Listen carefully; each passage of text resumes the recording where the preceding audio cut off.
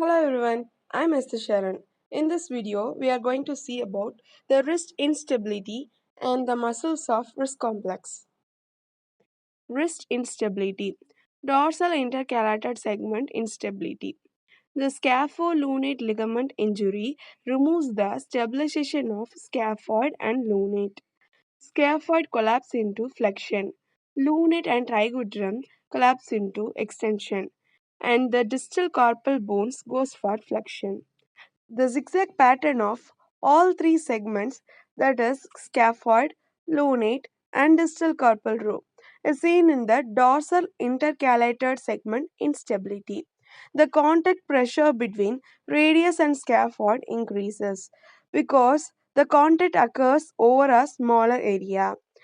The capitate can migrate between scaphoid and lunate and causes degeneration.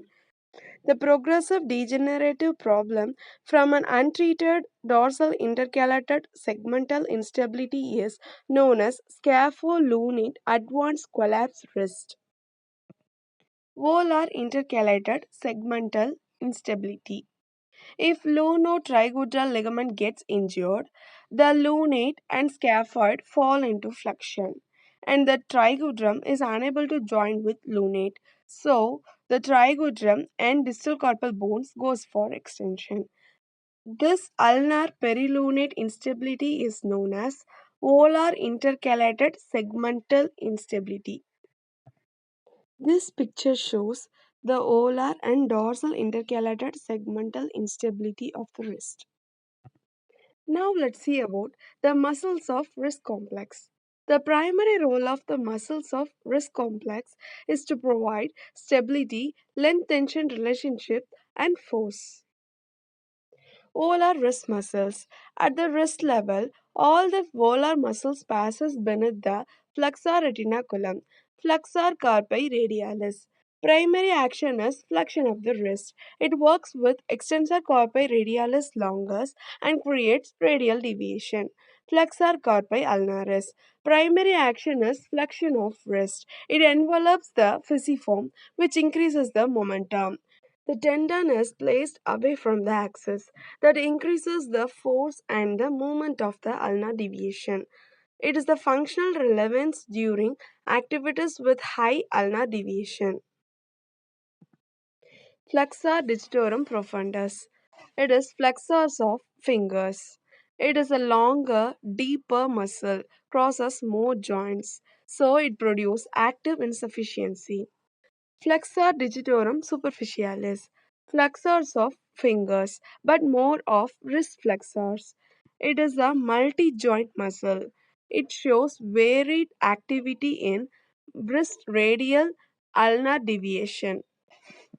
Flexor pollicis longus, flexor of thumb. If it is stabilized, it causes radial deviation. Palmaris longus. Primary action is flexion. Tendons are absent unilaterally or bilaterally in 14% of people. It may be used for surgical reconstruction of other structures. Now let's see dorsal wrist muscles.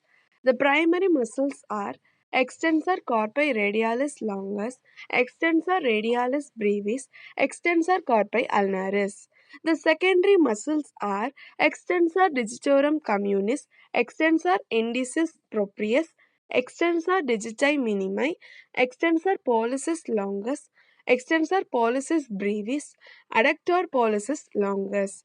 The tendon of all these muscles passes under the extensor retinaculum.